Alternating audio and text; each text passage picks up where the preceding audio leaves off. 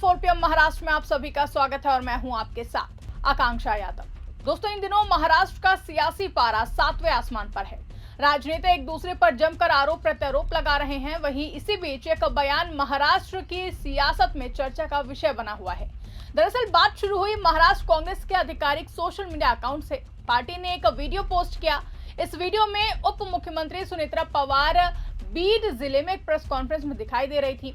वहां एक पत्रकार ने कानून व्यवस्था को लेकर सवाल पूछा, लेकिन उनके साथ मौजूद एनसीपी विधायक धनंजय मुंडे ने पत्रकार को रोक दिया और बातचीत बंद कर दी। सुनेत्रा पवार उस समय चुप रहीं। उन्होंने कोई जवाब नहीं दिया, जिसको लेकर के कांग्रेस ने इस वीडियो के साथ लिखा, सुनेत्रा पवार अजून किती दिवस गूंगी गुड़िया बनून राहतील। यानी कि सुनेत्रा पवार, आप कब तक गूंगी गुड़िया बनी रहेंगी। लेकिन दोस्तों, ये शब्द बहुत ही जल्दी विवाद का कारण बन गया। गूंगी गुड़िया का मतलब होता है चुप रहने वाली या बोल ना पाने वाली गुड़िया। एनसीपी के नेता और कार्यकर्ता इस टिप्पणी से बहुत ही ज्यादा नाराज हो गए। उन्होंने इसे महिलाओं का अपमान बताया। मुंबई में कांग्रेस के कार्यालय के बाहर प्रदर्शन हुआ। कुछ कार्यकर्ता अंदर घुस भी गए और हर्षवर्धन सबकाल से माफी की मांग की है। थाने में उनके पोस्टर जलाए गए। उप मुख्यमंत्री एकनाथ शिंदे ने भी कांग्रेस की आलोचना करते हुए कहा कि सुनेत्रा पवार जैसी महिला नेता के खिलाफ इस तरह की भाषा का इस्तेमाल करने पर कांग्रेस को शर्म महसूस करनी चाहिए। उन्होंने कहा कि महाराष्ट्र की महिलाओं ने पहले ही ऐसे अपमानजनक रवैये का करारा जवाब दिया है। भाजपा और शिवसेना के नेताओं ने भी आलोचना की है। ऐसे में पक्ष और विपक्ष आमने सामने आ गए हैं। जहां इसी बीच कांग्रेस नेता विजय वट्टेटीवार ने महाराष्ट्र के उप मुख्यमंत्री सुनेत्रा पवार पर की गई गूंगी गुड़िया वाली टिप्पणी को लेकर उठे विवाद पर प्रतिक्रिया दी है। उन्होंने कहा, मैंने गूंगी गुड़िया कहा तो इतना गुस्सा क्यों। विपक्ष आलोचना करे तो सत्ता का धौंस दिखाने वाली भाषा लोकतंत्र को शोभा नहीं देती है। वट्टेटीवार ने बयान पर सफाई देते हुए कहा कि पूर्व प्रधानमंत्री इंदिरा गांधी को भी कभी गूंगी गुड़िया कहकर आलोचना का सामना करना पड़ा था, लेकिन उन्होंने संघर्ष, अपने काम और जनता के विश्वास के बल पर खुद को साबित किया और देश का नेतृत्व किया।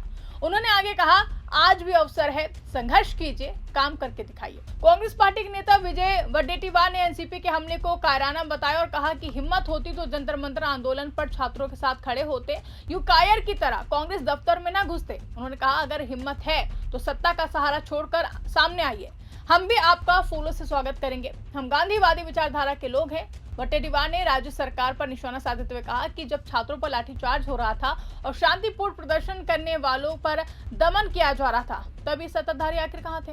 राष्ट्रीय कांग्रेस पार्टी एनसीपी नेता धनंजय मुंडे ने भी कांग्रेस पर निशाना साधा। उन्होंने कहा कि सोशल मीडिया पर सुनेत्रा पवार को गूंगी गुड़िया कहना राज्य की पहली महिला उप मुख्यमंत्री के प्रति कांग्रेस की गहरी दुर्भावना को दिखाता है।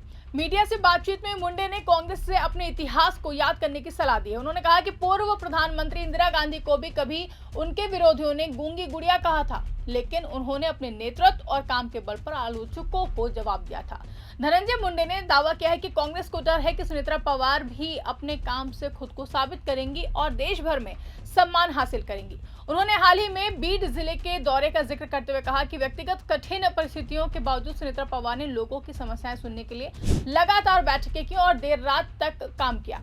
मुंडे ने कहा कि प्रेस कॉन्फ्रेंस केवल एक बयान जारी करने के लिए रखी गई थी। खैर, इस पूरे बयान को लेकर के राज्य का सियासी पारा 7वें आसमान पर है।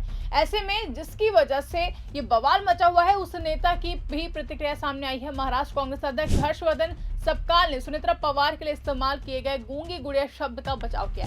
उन्होंने कहा कि सार्वजनिक जीवन और राजनीति में जब आरोप लगते हैं तो नेताओं को पत्रकारों के सवालों का जवाब देना चाहिए, लेकिन जब एक व्यक्ति जिसकी छवि गुंडे जैसी है उप मुख्यमंत्री की मौजूदगी में पत्रकारों को चुप रहने का आदेश देता है और कोई हस्तक्षेप नहीं होता है, तो ये लोकतांत्रिक और सामाजिक मूल्यों के खिलाफ है। गूंगी गुड़िया शब्द का इस्तेमाल इसी चुप्पी को दिखाने के लिए किया गया था। सबकाल ने कहा कि सुनेत्रा पवार कई महत्वपूर्ण मुद्दों पर लगातार चुप रही हैं। उन्होंने इंदिरा गांधी का उदाहरण देते हुए कहा कि उन्हें भी कभी गूंगी गुड़िया कहा गया था, लेकिन बाद में उन्होंने अपने काम से खुद को साबित किया और आयरन लेडी के रूप में पहचान बनाई। सबकाल ने कहा कि अब सुनेत्रा पवार पर निर्भर है कि वो अपने काम से खुद को साबित करें। उन्होंने सुझाव दिया कि सुनेत्रा पवार वित्त मंत्रालय की जिम्मेदारी संभाले, किसानों की कर्ज माफी सुनिश्चित करें, स्मार्ट मीटर विवाद का समाधान करें और अजित पवार के हादसे की जांच रिपोर्ट सार्वजनिक कराएं। सपकाल ने एनसीपी पर भी निशाना साधते हुए आरोप लगाया कि मुख्यमंत्री देवेंद्र फडणवीस एनसीपी मंत्रियों के विभागों को महत्व नहीं देते हैं और पार्टी ने अपनी स्वतंत्रता भाजपा नेतृत्व के सामने समर्पित कर दी है। कुल मिलाकर दोस्तों, इस बयान का महाराष्ट्र की राजनीति पर असर कुछ समय के लिए गर्माहट बढ़ाने वाला है, लेकिन लंबे समय में बड़ा बदलाव लाने वाला नहीं दिखता है।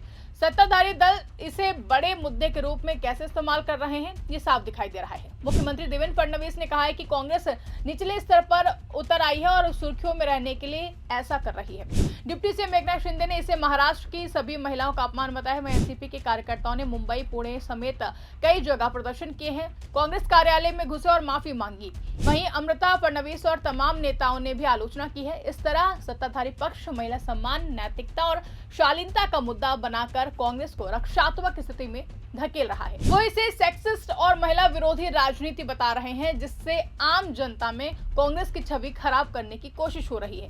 लेकिन दोस्तों, आपको बता दें कि यहाँ ऐतिहासिक पहलू महत्वपूर्ण है। गूंगी गुड़िया शब्द पहले इंदिरा गांधी के लिए इस्तेमाल हुआ था। 1960 के दशक में समाजवादी नेता राम मनोहर लोहिया ने उन्हें ये उपनाम दिया था। तब विपक्ष उन्हें कमजोर और नियंत्रित करने वाली नेता मानता था। बाद में इंदिरा गांधी ने अपने फैसले और नेतृत्व से सबको गलत साबित किया।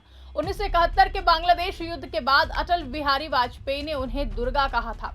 यानी भाजपा के पूर्ववर्ती दल के नेताओं ने भी उस समय इंदिरा गांधी की आलोचना की थी, लेकिन बाद में उनकी ताकत स्वीकार की। आज कांग्रेस खुद उसी शब्द का इस्तेमाल कर रही है, जबकि सत्ताधारी दल इसे महिला अपमान बता रहे हैं।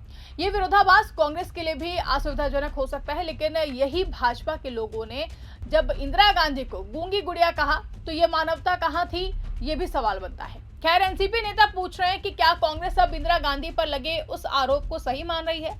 राजनीतिक असर की बात करें तो ये विवाद अल्पकालिक शोर है। खैर, इस बयान से महाराष्ट्र की सियासत में हलचल तेज हो गई है और नेताओं की लगातार प्रतिक्रिया सामने आ रही है। अब देखना ये होगा कि ये बयान और कितना राजनीतिक रूप लेता है।